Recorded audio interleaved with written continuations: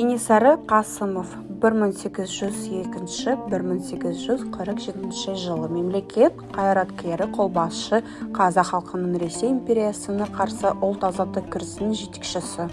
Қазақ хандығының соңғы ханы 1841-1847 жылы. Шыңғыс Абылай ханның немересі. 1841 жылы Кенесары хан болып сайланды. Оның саясатының басты мақсаты қазақ хандығына бұрынғы ұлылығын қайтару болды.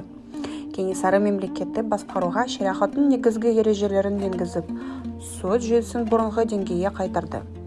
Мемлекет пен әскерді нығайту жолдарын жақсы білетін хан мұсылмандық құқықтық ережелерді бекітті.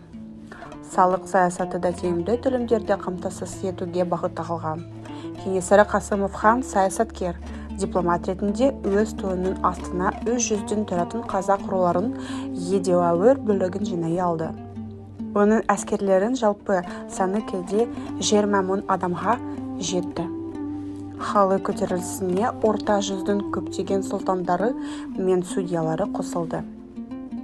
18 ғасырдың аяғы мен 19 ғасырдың басындағы осы өлкенің барлық азаттық қозғалыстарынан ол қазақтар тығыз қоныстанған аудандарды кеңінен қамтумен ерекшеленді. Кенесары мемлекет құрылымына көп көңіл бөлді. Халықты басқаруға жаңа формалар мен ережелерді енгізді. Сонымен бірге жоғалтқан құрылымдық органдарды қалпына келтірді. Хан ішкі саясатты өз бақылауына алды, рулық қақтығыстарды тоқтатты.